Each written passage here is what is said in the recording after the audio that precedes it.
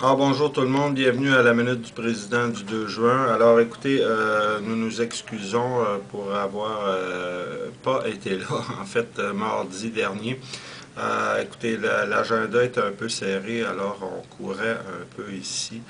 Alors écoutez, on va se reprendre aujourd'hui. Donc, je voudrais vous parler avant tout, je ne sais pas si les gens ont vu la prise de bec à l'Assemblée nationale entre M. Amir Kadir et M. Bouchard, l'ex-ministre du Québec, parce que M. Kadir questionnait la position d'un ancien premier ministre du Québec qui est en train de brader nos richesses là, pour des compagnies privées. Alors, M. Bouchard s'est senti très insulté. Écoutez, là, on a un seul député présentement à l'Assemblée nationale qui fait office d'opposition, réel, je parle, c'est-à-dire que quelqu'un qui se tient debout à l'Assemblée nationale. Et là, on essaie, et M. Bouchard, là, vous avez vu, là, qui est sorti de ses gonds, puis les plumes revolaient un peu partout, parce que monsieur était insulté, qu'on souligne, justement, cette contradiction-là du personnage, là, qui nous fait la morale à tout bout de champ, là, mais que d'un autre côté, là, je veux dire, travaille pour toutes sortes d'intérêts pécuniers. Alors, le monsieur était fort mal placé pour venir nous dire là, de travailler plus fort au Québec, etc. Quand on voit, lui, qu'est-ce qu'il retire de ses intérêts personnels. Enfin, écoutez, M. Bouchard peut faire les choix qu'il veut, mais pour revenir à M. Kadir, M. Kadir est le seul présentement qui s'est tenu debout à l'Assemblée nationale.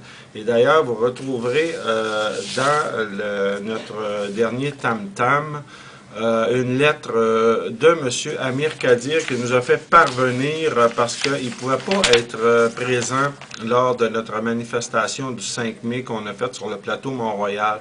Alors, c'est intéressant à lire, donc je vous invite à lire la lettre de M. Kadir qui parle de notre lutte et qui nous invite à ne pas lâcher car notre lutte, dit-il, est légitime.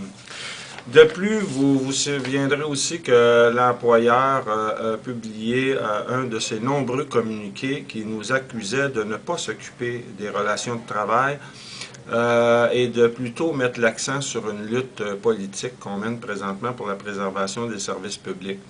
Alors donc, l'employeur nous dit qu'on laisse aller carrément les relations de travail et qu'on néglige ça.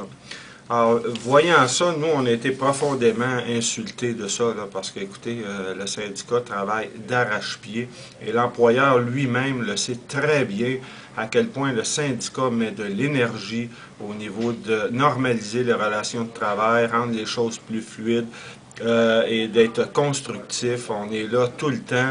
On a toujours répondu à l'invite de l'employeur à toutes sortes de tables de travail, de comités.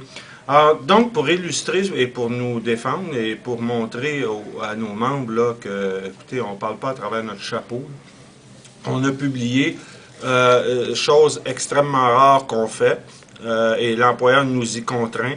Alors, on a publié notre dernier rapport de l'année 2011 sur les relations de travail qu'on a déposé à la direction le 14 avril 2011. Et vous saurez que le syndicat dépose régulièrement ce genre de rapport-là pour saisir l'employeur de la situation et faire ramasser un peu tous les dossiers et pour avoir une vue d'ensemble sur les problématiques qui sont vécues au niveau des C3S. Donc, écoutez, je vous invite à prendre connaissance de ce rapport-là qui est très, qui parle beaucoup de lui-même. Donc, si vous vous intéressez, vous voulez savoir ce que votre syndicat fait, et là, je vous dis aussi que ce rapport-là n'est pas exhaustif, bien entendu. Alors, mais quand même, il donne une bonne idée des problématiques qui sont vécues au niveau des relations de travail et vous donne aussi une bonne idée de l'ensemble des travaux dont le syndicat est saisi et dont il s'acquitte quotidiennement. Alors écoutez, donc je vais vous laisser là-dessus parce que j'ai largement, comme d'habitude, débordé de ma minute, mais bon, cette fois-là, je me sens moins coupable puisque je récupère mon mardi. Mais écoutez, je vous invite à consulter les documents et on va se reparler très bientôt. On s'en va en assemblée générale à partir de la semaine prochaine. Donc, on vous invite encore une fois à être présent, à venir nous rencontrer et venir nous donner vos opinions sur tout ce qui vous concerne au niveau de la lutte. Alors, je vous remercie. Au revoir.